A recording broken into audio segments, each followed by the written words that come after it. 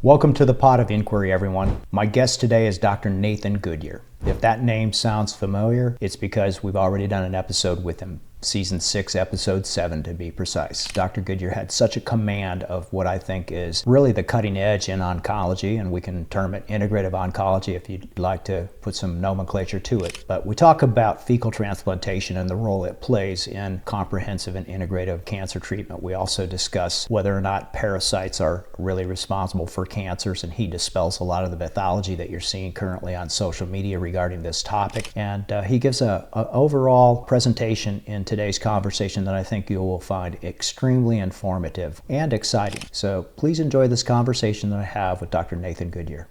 Welcome to the Pod of Inquiry. Ready for some thought-provoking cerebral whipping and the destruction of ridiculous medical dogma? Want to shift those stale, moldy old paradigms?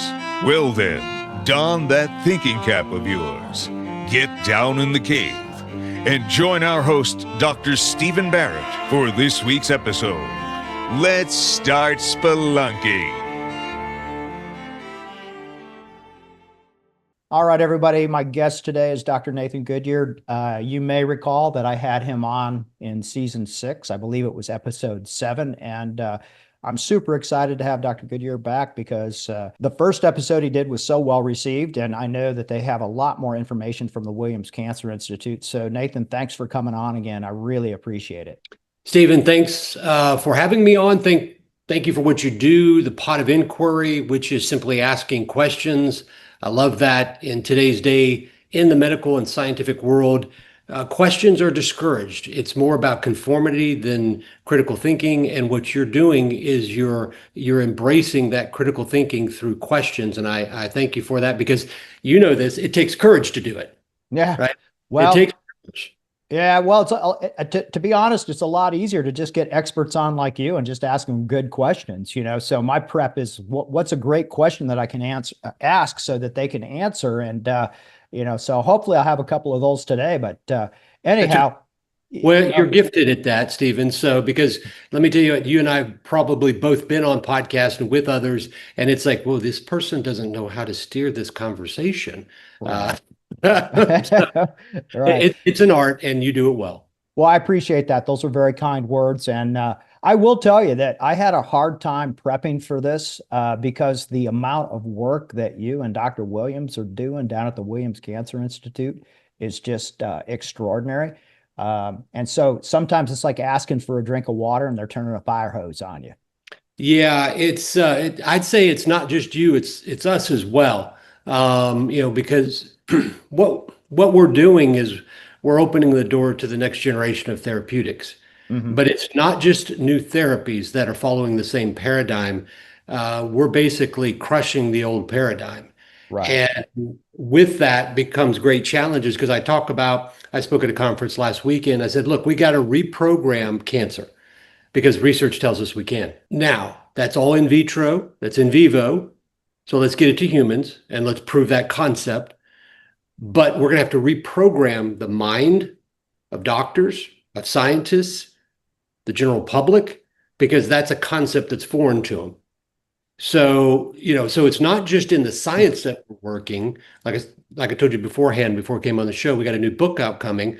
That's a process of trying to help unprogram and then reprogram, help people to understand that what they've been taught about cancer, what they've been taught about disease, what they've been taught about aging, it's based on old science.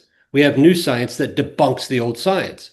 Right. So now let's unprogram what we thought and let's move forward. Yeah. And it's a fire hose every day.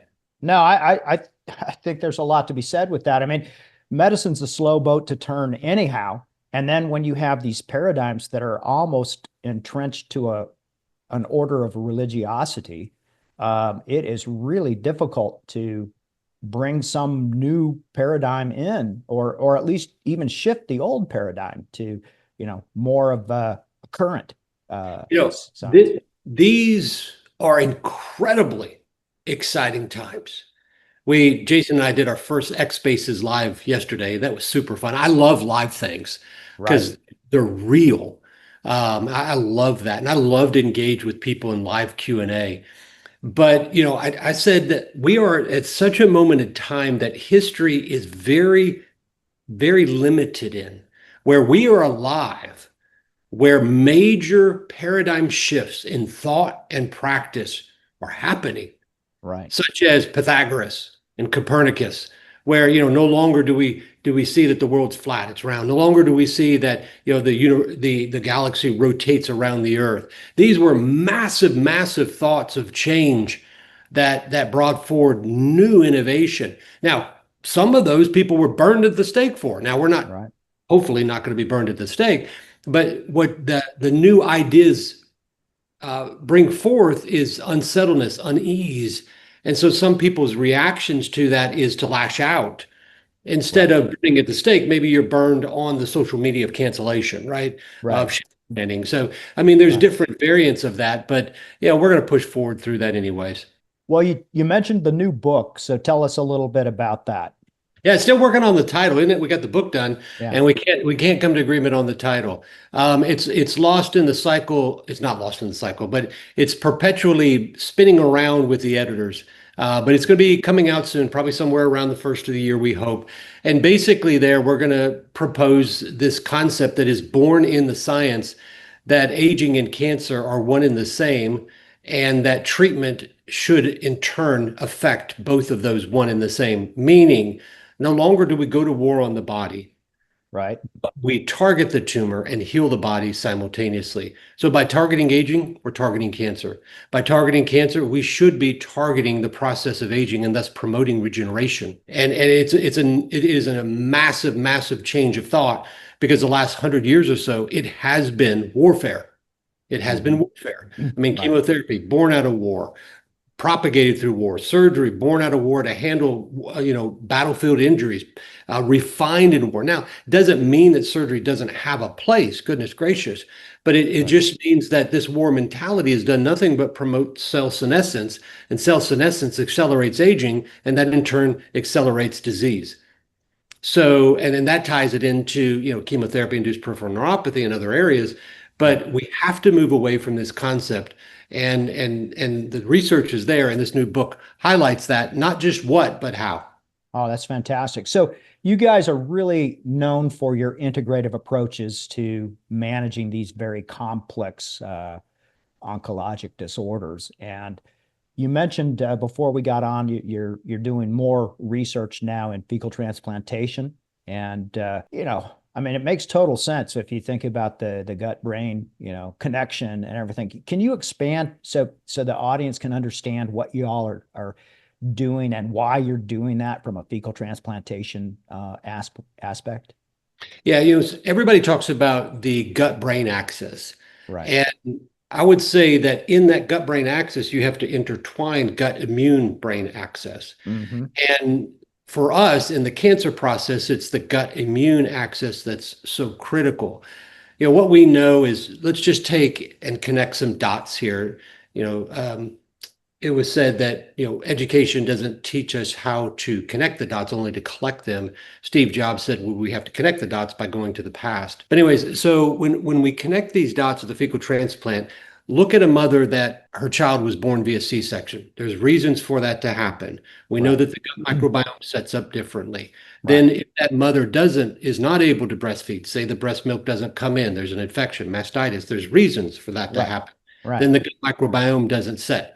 Immune surveillance begins with the vaginal birth and also the breastfeeding process. We know that. That's research. Then as we progress then through early childhood, let's say they get a lot of antibiotics because of ear infections, because of compromised immune surveillance, that further degrades and disrupts the gut microbiome. Then that leads, as research tells us, to obesity. Then obesity leads to 13 types, at least, of cancer that are propagating, accelerating. Now, people would say, well, we're winning the war on cancer. Well, there's a few that we are. But the majority of those that we are not are those propagated by our lifestyle. Here, obesity being driven, and environmental toxicants play a big role in that. But what I'm doing there is just laying a groundwork of how that process happens. But then in the gut, what's happening is we get disruption of the gut microbiome. I've mentioned this several times now over the last few weeks. There's a study called My Baby Biome Research. It's a 7-year study that's planned. They recruited the initial children between 3 and 7 months of age, and they updated their 2-year data. And what they found was astonishing. They found that 25% of these children at 2 years had no bifidobacterium. So Okay. we had complete extinction, okay? Not change in balance, not increase in pathogenic bacteria. We had complete extinction of bacteria in 25% of these children. Now, the implications are compromised immune system, and we know that this is correlating with cancer. So what we're seeing there is not just the, here's the relationship, here's the association. We're seeing direct cause and effects that are going to propagate cancer. And we're seeing that all around us. People go, well, what do you mean? Well, we're seeing cancer demographics change. Colorectal cancer in 20s, breast cancer in 20s, pancreatic cancer in 20s and 30s. That it used to be that cancer was simply a disease of the aged individual, sixth, eighth decade. Right. It's always been a disease of the aged, but what we're seeing is it's really a disease of the aged cell. We're aging faster at a micro level, and that in turn is manifesting disease. So I think what you're kind of saying is that 25% of these folks that by the time they hit 2 have been compromised significantly from a gut microbiome standpoint. But then if you take that individual and look at what the next 20 years, all of the milieu of toxins and all of the other things that we're exposed to and that we're exposing our children to, is that what's accounting for this great rise, you think? Because it's just kind of an unlucky generation, so to speak? Well, I think it's that our parents were sicker epigenetically and on a grand scale. Their parents were not as sick, but each successive generation, you've seen those pictures, those memes, if you will, on social media where they show people in the 50s and 60s on the beach, right? There's nobody Right. that's nobody. Right. And they're not manufactured. That was legitimate. Right. But then you get into the 90s, but particularly into the 2000s, you see that, at least current estimates, 67%, I believe, or 68% are obese or overweight. So it's mass, it's higher than that, 72%, I think, or 74%. And so what we have here now is how can, in basically 3 or 4 generations, how can we see such a change? Well, you're not going to see it change in the actual genome. So we're not changing genetic code. We're changing genetic expression and adaptation to our environment. Okay. So our environment is incredibly toxic. In fact, if you run the numbers, really interesting, and you look at the studies and you run the numbers, as environmental industrialization in our agriculture, in our environment, as basically corporations have got in bed with government, government's got in bed with regulation and got in bed with corporations, all of this has done nothing but accelerate and propagate disease. And so it's become a model that I don't think it was intended out of the gate, but it's a model that now is driving, it's the driving force of all the things in medicine, and it's a driving force of profits, and we're going to have to break that system to get out of it. But I think epigenetics is a big driver of it, and I think it's an adaptation to our environment is one thing. Well, it's really complex when you look at all of the different factors the human being is being subjected to now to just try to get through life in a healthy manner. It's pretty incredible. Isn't it amazing that we still can? But all of that leads to immune compromise. And so those young children, to get back to your question, those young children are set. They're set on the precipice of disease. So here's where we're getting really excited. Right now, what we're doing is retrospective studies as it relates to fecal transplant and cancer. Because right now, when you look at fecal transplant as it relates to cancer therapy, it's where they've taken non-responders to immunotherapy systemically, given a fecal transplant from a responder, and now those non-responders respond to the immunotherapy that they once did not respond to. So what we're doing is we're actually saying, well, let's step outside of that, and let's actually retrospectively, because we give fecal transplants in the majority of our cancer patients because their immune system is compromised, their gut microbiome is compromised. That's scientific fact. Right. Now, what's the degree of that? What's the specifics of that? That's what's still being discovered as we learn more information. But we're doing a fecal transplant on everybody, and we're looking to see, are these patients outliving what is the quote unquote overall survival based on standard of care, based on just simply doing a fecal transplant one time. And what we hope is that this will lead, we believe it will lead to prospective research that we will be doing, that thus a fecal transplant moves into a standard of care, especially when anything's done immunologically, immune therapy. And that applies to both, conventional, but even, integrative and non-conventional therapies, because anything that's modulating the immune system, the gut microbiome plays a role. And we Right. believe that that needs to be a part of the process. So when a person comes in, initially, you're doing a gut microbiome analysis to look for it, or you just empirically you kind of know, okay, these folks they're going to be depleted in bifido or what other else gut microbiome There's so much. bacteria specific. That's where we're at this exciting place where we know that the gut microbiome plays an intimate role, but it's also where testing, for example, of the gut microbiome, I think is lacking in terms of reliability. There's very few labs out there that we trust. We've moved away at this junction from testing because for us, it doesn't change the way we treat. Right. So if we do a test and it doesn't change the way we treat because we don't have the capacity to change the way we treat based on that testing, then that doesn't help us. Eventually that will change. I think eventually what we'll be doing is we'll actually be moving towards precise, customized fecal transplantation, not only in treatment, but also in prevention. And I think it's actually much bigger than that. I think we're going to actually be looking at the gut microbiome when we get good RNA, DNA testing. There's limited out there. Dr. Sabina Hassan has some great testing, but we're going to be altering what we give by mouth and systemically based on what that gut microbiome is. So I believe it's going to be that important.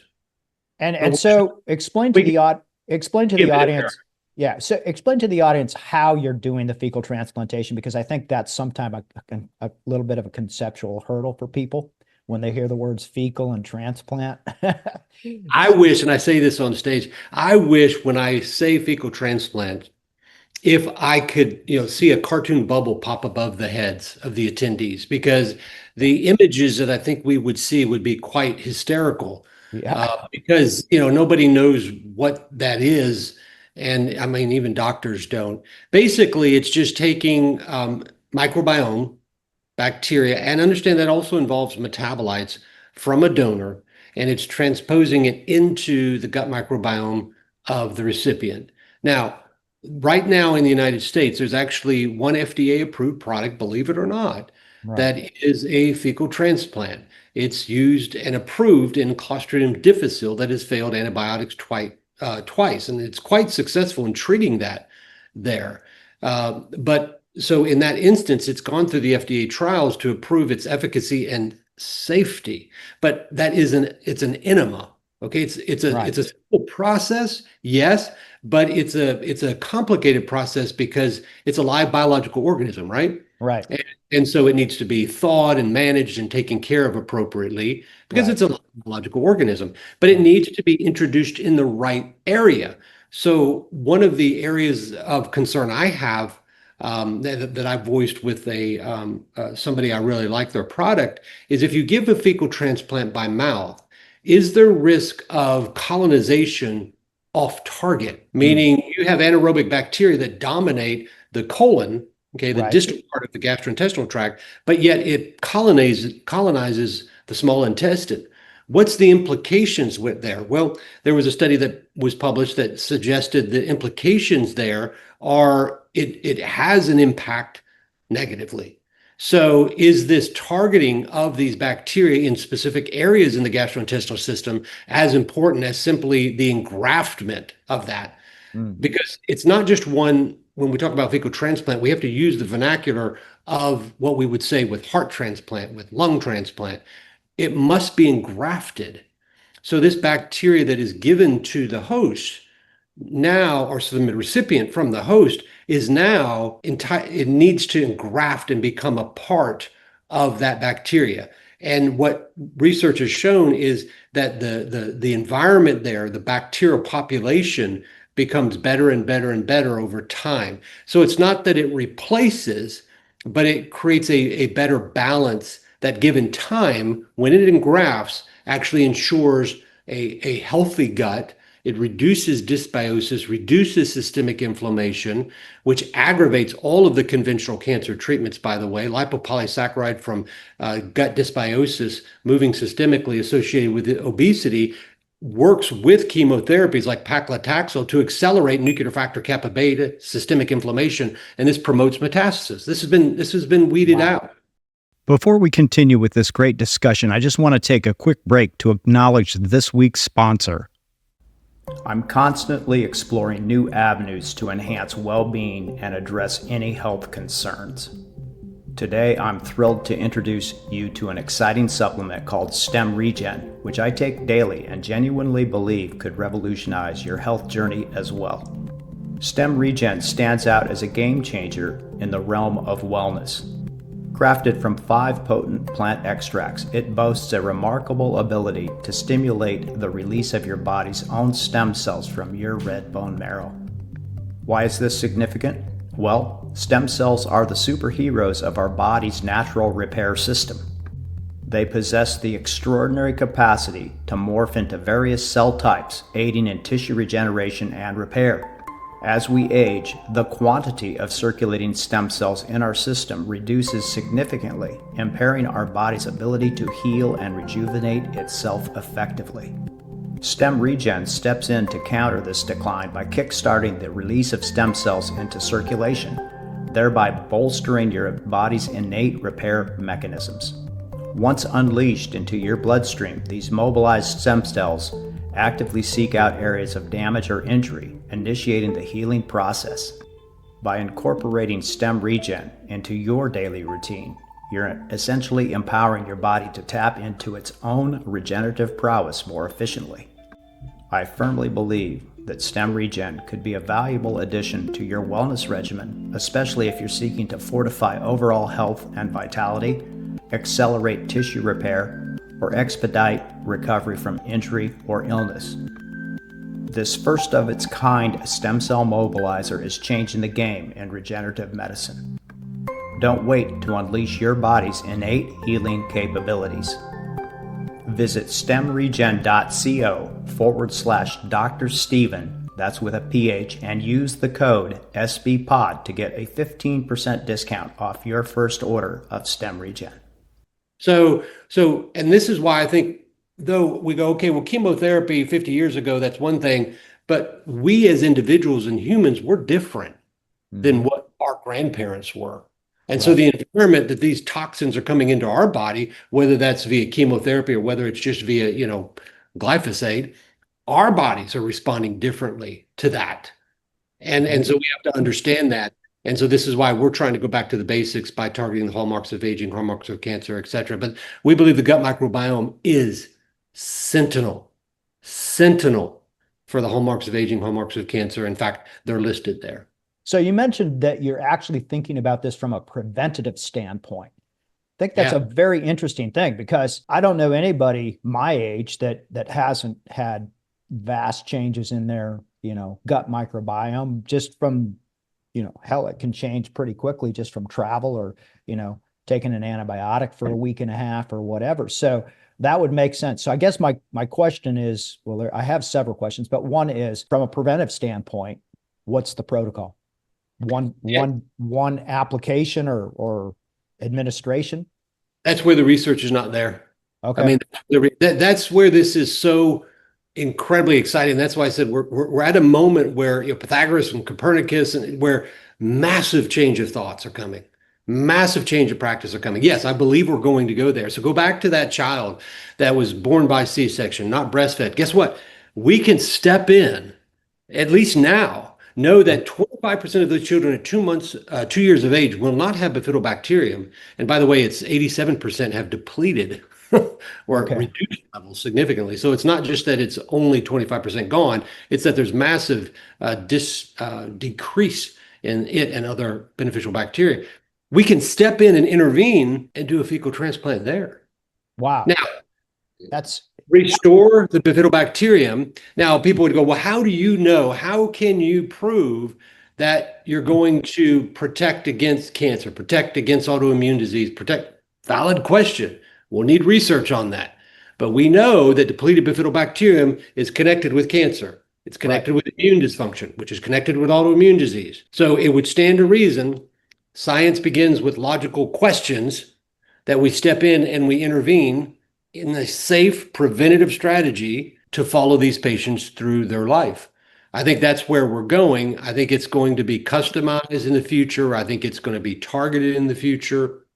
I think you'll be able to target based on what their family, history is of disease through the generations. And I think we can really modify the incidence of the disease, the prevalence of the disease, the penetrance of the disease, I think genetics that they have, and modify that through the gut microbiome. And of course, diet is an easy way to do that too. Right.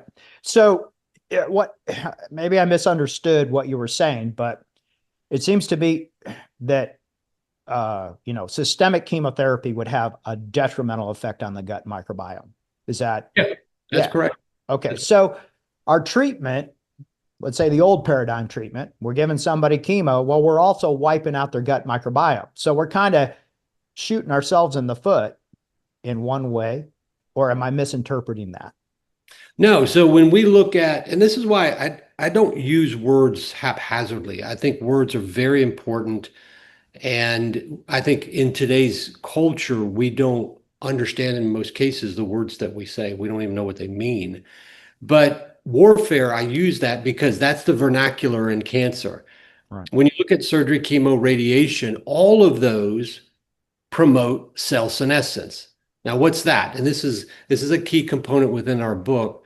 Cell senescence is when cells stop replicating. So in cancer, well, that's really good. So it's a protective mechanism in cancer where cells are dysfunctional, dysregulated. The body can actually trigger them to go into senescence where they stop replicating. And one of the hallmarks of cancer is what's called replicative immortality. Okay, that makes sense. That's really good. But here's the problem. Replicative immortality, when that stopped, they remain metabolically active. Okay. So these cells that go into senescence remain metabolically active, promoting and producing inflammatory cytokines, chemokines, and growth factors. Now, they can be reactivated, but more than that, what will happen is they'll promote healthy cells to become senescent. We know that aging is associated with accumulative cell senescent cells that accumulate. We know that surgery promotes cell senescence. We know that chemotherapy promotes cell senescence. We know that radiation promotes cell senescence. And we know that cell senescence now is playing a role. There were two studies, I'll be presenting these, one in 2020, one in 2024, where they're describing the process in animal models, how cell senescence from chemotherapy is what's driving chemotherapy-induced peripheral neuropathy. Interesting. But what this does is it promotes and feeds chronic inflammation. All right. So we say, well, we're killing cancer cells. Well, yes, you may kill the cancer cells, but what you do is you propagate a system that through this warfare mentality that will buy you time. But what it does is it sets the stage for the end for cancer to spread. And that's where 90% of morbidity and mortality is. And so the cell senescence is key to this argument. And it's really interesting because it's a concept of what's called antagonistic pleiotropy, which is in context and timing, a therapy may be beneficial. So for example, in cell senescence, a cancer that is replicating via immortality, it's good that those cells stop replicating in the short term. Right. But in the long term, if we don't handle those senescent cells via senolytic therapy, then what we're going to get is we're going to get an inflammatory situation that propagates the reactivation and the spread of the cancer that then ultimately leads to the end, which is the mortality of the individual. So that's why we said, look, we need a change of thought process because the war buys time. We win a victory on the battlefield, but we end up losing the war. So we need a change of thought where we not only win that victory on the battlefield, but we win the ultimate war. And we believe that that's possible. And that kind of is what you're accomplishing with your intratumoral approaches, right? Well, because it's not so much warfare on the whole body. Yeah. See, the warfare on the whole body is it's as I said before, there's this term called off-target toxicity. And when you look at war, people will call that collateral damage. Collateral damage is off-target toxicity. It's one and the same. But when you actually look at war, whatever it is, there's no such thing as collateral damage. There's just damage wherever it is. Right. So by going to the tumor, instead of creating damage, and by the way, the immune system is front and center in the recipient of that, which in part, creates all of that recurrence and metastasis. But what we have now is the ability to go right to the tumor to activate and engage the immune system. And it's like, well, why doesn't everybody do this? Right. It makes no sense because we put a needle in something to biopsy it, right? Right. All the time. You're not going to go to an oncologist and they're not going to let you start treatment without a biopsy. And in fact, in many cases, you're not going to be able to get a PET CT depending on the type of cancer if you don't have a biopsy. So from that standpoint, you can't get into the protocol, if you will, of the conventional cancer care. So if we put a needle in it to biopsy, why can't we treat it? Well, you point that out on your website. We can. Yeah. We can, and we do. Right. And I'll say it even further. What about if we biopsy? Why can't we treat right there, right then? Right. Now, they'll go, well, you don't know the final pathology. Right. Well, we can get the pathologist to look at it and they'll go, yes, it's cancer. And by the way, with imaging techniques today, we go into most biopsies very, very confident about whether this is malignancy or benign. Mm-hmm. And so we go in there, we have a pathologist that affirms, we biopsy, but then we treat. Right. Now we treat it in a very minor way to get the immune system activated. And so let's say in breast cancer, here we are wrapping up October, breast cancer awareness, let's say it's DCIS. Well, guess what? We did PEF or cryoablation, and we activated the immune system with a few other immunotherapeutics. Their treatment likely is absolutely done. Wow. Absolutely done. And so, but let's then say it comes back as it's invasive ductal carcinoma in situ. Patient goes, well, I'm worried because now we're delayed in treatment, and research has shown in premenopausal breast cancer biopsy and then delaying over 30 days that compromises the individual. So in terms of overall survival, well, at that point, the patient doesn't have to worry about it because, we already started treatment. Now we're going to refine it based on this final information. Right now, what you have is biopsy, aggravate, and then wait, and then now let's treat. Right. We're biopsy treating, and so then we're refining that treatment, but we're engaging the immune system right out of the gate. And so this is a concept that I don't think very many people understand, and that is that biopsy has the potential to cause metastasis. It absolutely does. I mean, there's research galore on it. Now, it's not a highly, highly effective process, but it's real nonetheless, and it's different ways. So it could be local recurrence, which I have seen so many times, it's ridiculous. It could be tracking. So it's in the tracking of the needle. It's definitely via the metastatic process. But, it's a very real process for sure. Yeah. So I believe I've read some of your stuff where even radiation increases metastasis. Is that correct? Yeah, there's a lot of, it's a paradox within a paradox within a paradox within a paradox because, radiation causes it. We know that Chernobyl. I've actually met 2 people now from Chernobyl. Both of them have had cancer, of course. Okay. Most people are not surprised by that, Nagasaki, Hiroshima. But radiation is used to treat cancer. One of the issues there is, what's called the bed effect and the tumor bed effect and then the bystander effect. And this is described in the radiation literature. And it's interesting that the abscopal effect was first described with Dr. R.H. Moll in 1953. But people have over the years to say, well, I don't believe in the abscopal effect. It's unpredictable. It's not reliable. Well, that's because if you go in there and you destroy the whole tumor, you destroy all of the antigens. Right. And thus there's nothing for the immune system to respond to. But there's these 2 concepts, one called the tumor bed effect, where they've actually shown in animals where if you radiate the tumor bed, which they do a lot today after biopsy or lumpectomy, if you will, in breast cancer, what they're going to do is that does decrease local recurrence, but it sets up the ability for it to spread. Okay. Okay. So it sets up this seed and soil process by which distant tumors that are dormant, what's called dormant latency, because you've now destroyed the local tumor, you've now allowed a suppression to be removed, and these local tumors can actually promote, or if circulating tumor cells were released, the distant soil has been prepped because of immune changes because of that radiation effect Okay. Radiation, another research study showed that radiation induces in the local tumor amphoregulin release. Amphoregulin is a protein that actually compromises the immune system in distant satellite dormant immune cells. Immune tumors. So tumors that are distant, they've already metastasized, but they're dormant. You have radiation that induces a protein that then changes the immune system around that distant metastatic site that's dormant and allows it to come out of dormancy. But also radiation will change the bystander cells. So cells that are not cancer, but healthy, it alters them and in many ways promotes them and pushes them into senescence, which accelerates aging, particularly as it relates to the immune system.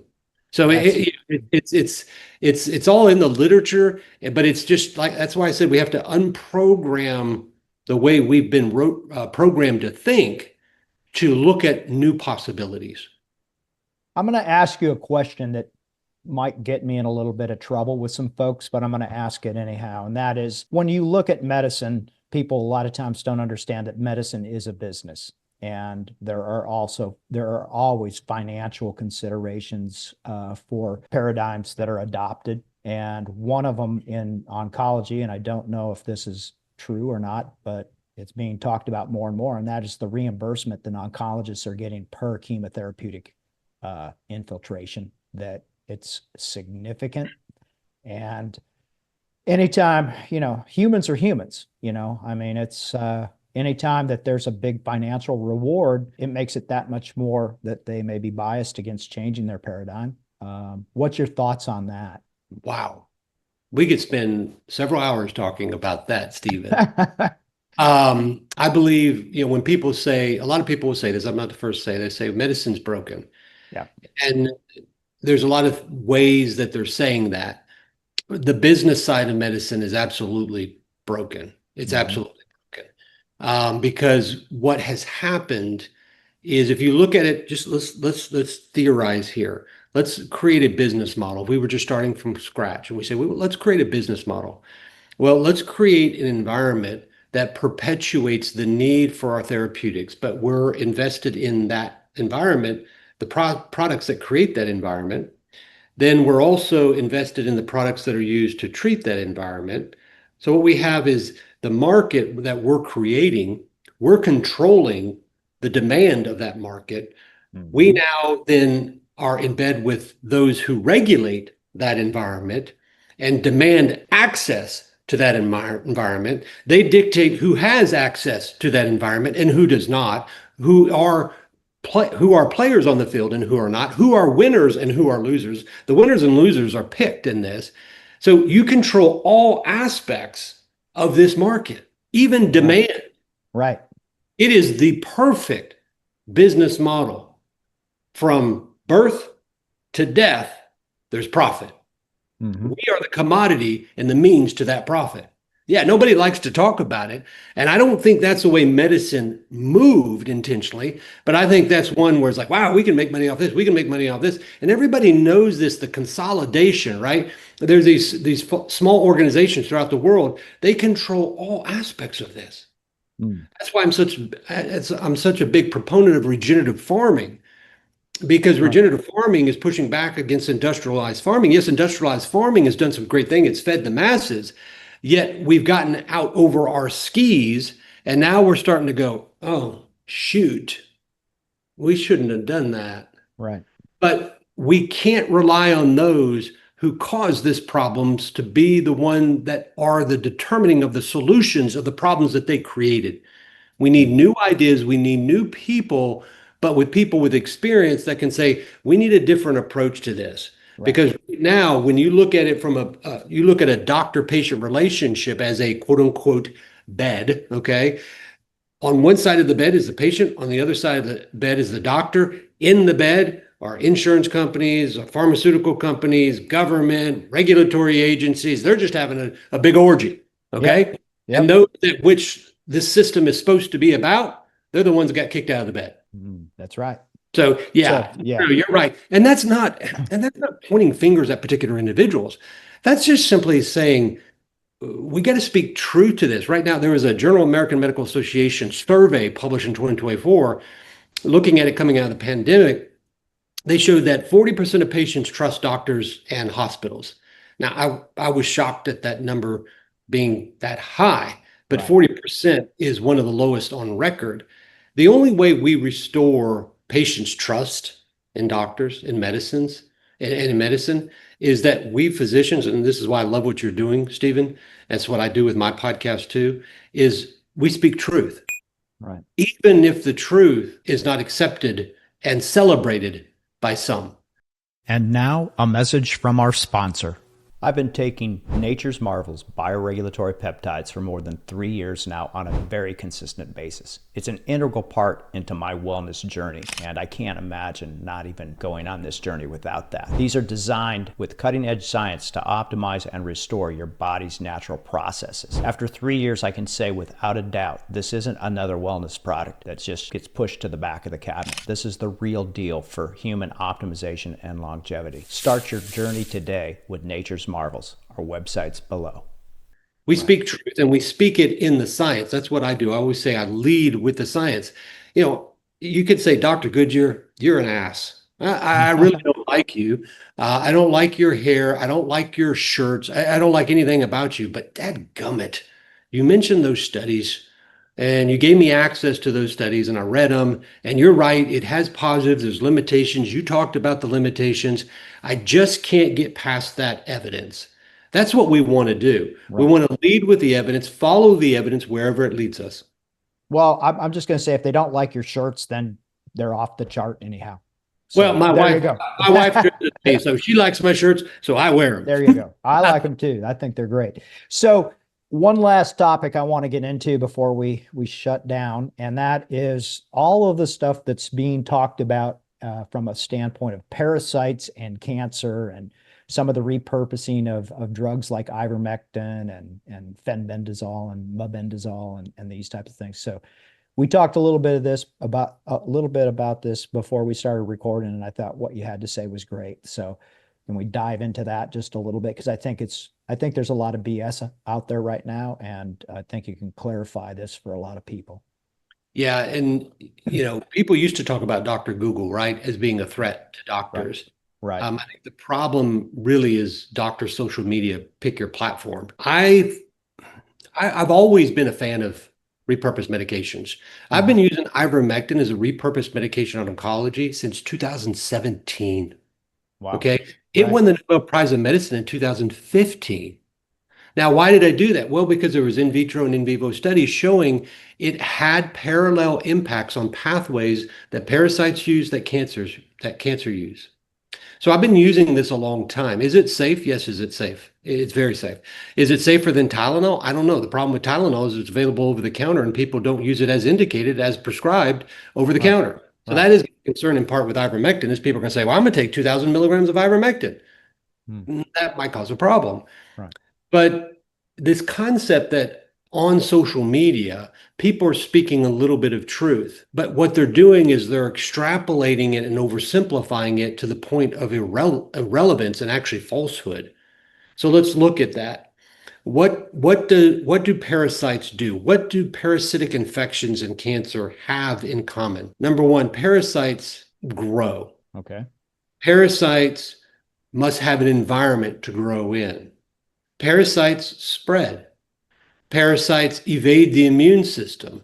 Parasites can kill the host. Well, take out the word parasite, insert cancer. That does the same thing. Cancer grows.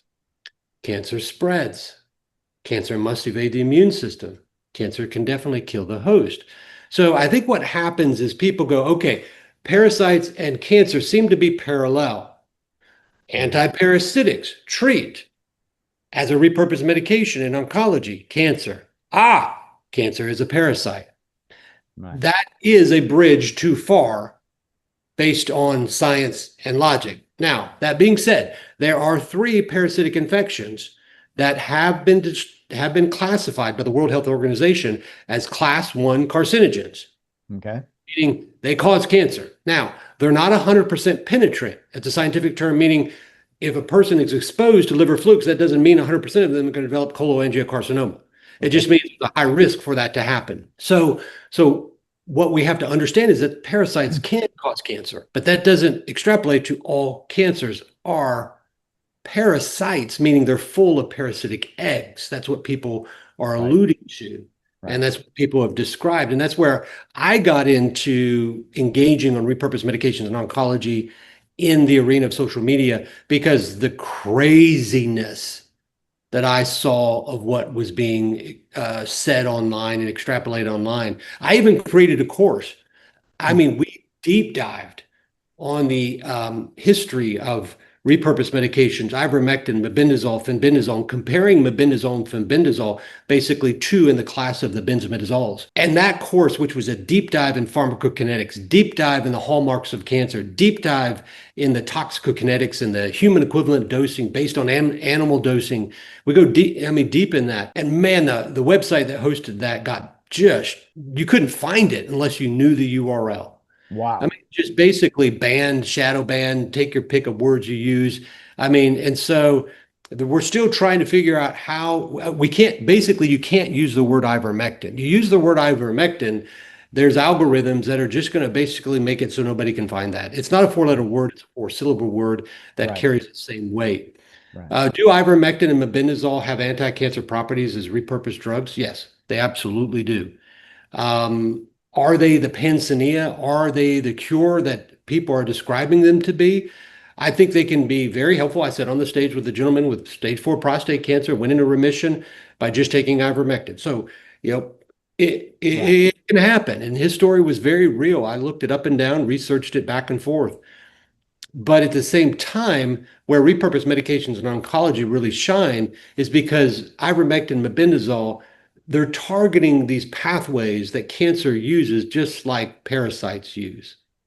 Chronic inflammation. Would one of those be the glutamine pathway? Well, or because you see that talked about as well. I would say let's pick one that I think is just really broad. Yeah, the glutamine pathway, but nuclear factor kappa beta, because that involves the immune system. Okay. So it promotes chronic inflammation, and that's one of the primary mechanisms by which these class 1 carcinogens of these parasites do. They irritate the epithelial lining there, the endothelial lining of the cell type of wherever their primary risk is. And so that chronic irritation promotes chronic inflammation and cell change that eventually promotes carcinogenesis.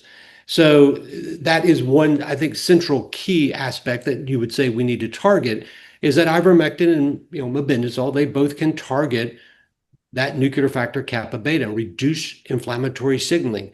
But both of them have been shown to actually in vitro, in vivo, mebendazole has, I think it's 1 or 2 studies in humans, actually can improve chemotherapy. Okay. And improve immunotherapy. Now, ivermectin doesn't have those studies yet. Okay. Fenbendazole absolutely does not have those studies. And that's what boggles my mind, is these doctors that go online and talk about fenbendazole when we don't know the pharmacokinetics or the toxicokinetics of that drug. We know it in animals, but that doesn't translate to humans all the time. So we're making these assumptions, and that's where we have to be honest about it. So then people say, but we don't have an alternative. Yes, we do. We have mebendazole, we have albendazole. And by the way, there are 2 in vitro studies that looked at the benzimidazoles and found that the least effective was actually fenbendazole. And mebendazole and albendazole were 1 and 2. So this concept, it's devoid of science. And the other thing is people just latch onto these parasites because it's kind of that hot topic. It's almost like click, right? If you want to get followers, if you want to get a bump, mention parasites, mention cancer, mention ivermectin, et cetera, and you're going to get a lot of likes, shares, et cetera. So it's become a little bit of a clickbait, which, by the way, that's kind of what Mel Gibson did on the Joe Rogan show, where he basically didn't say the words, but he just implied everybody. It was brilliance on his part. He was using these as clickbait to really create a following or create a spike in, I think, viewership. But I want to touch on just parasites, because people say, well, it's parasites. Well, we know that there's more studies that support viruses causing cancer than parasites. So which is it? Is it that cancer is a virus, or cancer is a parasite? Well, what about bacteria? Because we know that Helicobacter pylori bacteria can actually cause gastric cancer. So which is it? See, these people get out of their lane and they want to oversimplify something. They want to fall into that magic bullet theory, right? Paul Ehrlich in the early 20th century said, look, I'm going to treat syphilis with one thing, one chemical for one disease. That's actually where the word chemotherapy came from. It had nothing to do with cancer. Chemotherapy, chemical therapy to treat one disease. We know that it's now no longer applicable. You can't do that in causation. You can't do that in treatment. So we have to understand that just as in cancer is not, one stressful event, though that plays a role, it's not one parasitic infection, it's not one viral, it's not one bacterial, it's not one toxin, it's not one metabolic dysfunction, it's not one chronic inflammatory, it's not one gut microbiome dysbiosis. Guess what? It's all of these layered on top of each other. Right. Epigenetics, all of this that has been passed down generationally, what's called epigenetic transgenerational inheritance of pathology. Now we are in a milieu in our human environments that are different than our grandparents, our grandparents, that we're exposed to more toxins, more insults, that now we can't handle that. We cannot handle that. Yeah. And when we handle it, we get disease, we get different disease, we get maybe one disease that was the same name, but it's a changed demographics where it's now earlier.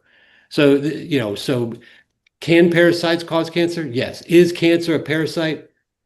Definitively no. Right. Can you use antiparasitics and repurpose them to augment cancer therapies? Yes. Are there limited studies that show that people have quote unquote cured, meaning long-standing remission? Let's use scientific terms. They achieve NAD in remission, and it's long-standing overall survival. Cure is not a scientific term. With repurposed medication, that is an antiparasitic. Yes, but they're rare. And by the way, a patient posting something on social media, that's great. That's fantastic. That's exciting. That's anecdotal. That's not science. Right. What we need is that published in a study so that what can happen is scientists, doctors can come together and debate and discourse that concept and prove out, is this cause? Is this effect? Is an association? What happened here? To learn. People just simply saying, I'm cured. Yeah, what does that mean? What did you have? What did you do? Right. And so that's a problem I have with it all. And what it does is it discredits the great advancements that are integrative oncology and what that's bringing to what we're doing in cancer. Well, I think, just to sum up everything, the way you explained all of these different layers of things that could, play in the pathogenesis of these oncologic disorders is that it's immense. There's so many factors. And so it's a little bit naive, I believe, to expect that you're going to have this magic bullet that, excuse me, that you need to kind of integrate. You have to be integrative. You have to bring more than one little thing to the table, so to speak, hoping that one thing is going to be your magic bullet. Yeah, what I say is, look, we have to understand that cancer is complex. Right. Okay. Now let's get to work. And that's we just have to understand that we cannot oversimplify this process. Right. We just have to understand what it is, get to work to work. We are guys, right? We guys, let's work the problem. Let's work the problem. And that's just what I tell patients all the time. Okay, this is complicated. Your history, your treatment strategy, where your immune system is. All right. Now let's just move on and let's get to work. And so I think that's the best approach. But I do believe, Stephen, we need to engage, and this is a way to do that. Also on social media, I think we do need to engage, but we need to do it to try to build bridges. But we need to engage in this arena where ideas and thoughts are being thrown out when they're erroneous. We need to engage in those with science. Mm-hmm. And so whenever I engage in social media, I always try to put the studies in there to support. Sometimes I'm maybe at an airport and I can't find it. Right. But that's why I have what's called the Cancer Vault. It's not what I have, but it's a resource that we provide for our patients. It's on our website at prescribe.com, where what that is, it's an AI generated tool where I have all my studies that I've been researching. They're categorized and I comment on them. It basically uses AI to help you go down rabbit holes as you query it. And so for me, I will comment on studies in there. Patients can see that, get access to it. They can see what I'm reading so that they see that, Dr. Goodyear's talking about X, Y, Z, and here is the research supporting XYZ. And then if they go, well, I want to go a little bit deeper, it gives you that accessibility to do that. And how do they access that again? They can find that on pre-scribe.com. That's the Okay. website, personal website I have that uses, supports William Cancer Institute, Okay. but it's kind of where I do my own, it's where my podcast is housed. Okay. And so, of course, I have Dr. Williams on there all the time, but Right. it's a resource there that we use, for example, in any of our social media reels, any of our any of our videos, any of our podcasts, any of our blog posts, anything. That's where we house those. Very cool. One last question. This is always asked by me when I've referred several people just within the last couple of weeks down to you guys, and the question is, well, what about the Beverly Hills office versus where you're at down in Cabo? Can you explain that a little bit, and how folks can get engaged with you if they need you for a friend or family member or themselves? Absolutely. We are a US-based company. We have an office in Beverly Hills. That's where we actually do our fecal transplants. I'll be there in about a week doing those. But because of the innovation and the cutting edge therapeutics that we provide and how we do that, we can't do those yet in the US. We have a phase 2 open clinical trial open for recruitment in the US for prostate cancer. The US FDA fast tracked it because of the phase 1 results, which were insane. 53% metastatic castrate-resistant prostate cancer, 1 year, no evidence of disease. Wow. So, and that's where everything's failed. And conventional medicine has nothing to offer because up until this point, there was nothing to offer, but that's intratumoral cryo and intratumoral immunotherapy. So where we are, and this is what's so exciting, AI and what we're doing and what's being done in medicine is accelerating so rapidly. Yet the regulatory processes are back in the Stone Ages. And so that's the problem that we're dealing with. And so because of that, here in Mexico, the right to treat laws are some of the top in the world. And so we're able to innovate here, help patients, but also accelerate the research process as well.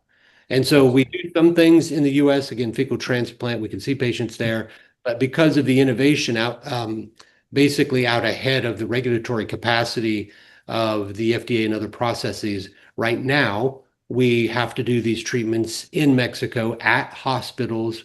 Okay. These are some of the most pristine hospitals. In fact, I just got a message from a patient yesterday. She has breast cancer recurrent. She'd been to some major institutions in the US, and she made a point of telling me how great the hospital staff was, how nice the hospital was, how she tells everybody that it's just as good as in the US, but people are afraid to cross that boundary. Right. But they shouldn't be. I mean, I live down here with my family. Yeah. I'm concerned? Not in the least. I'm more concerned about going into Detroit in the middle of the night than I would be walking down the streets here at night. But because it's very safe. The people here are wonderful. But the hospitals are pristine.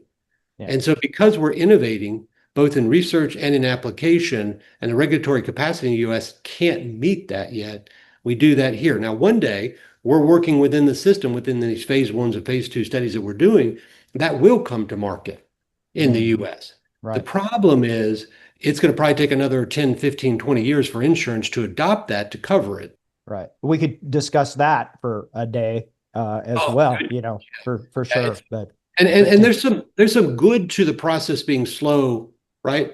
Because you don't want to just pivot for any, like, for example, if everything was on the whim of what somebody said on social media and the FDA approved it, right? Then we would have, cancer is a parasite. Right. Exactly. And we go, well, actually, the science doesn't support that.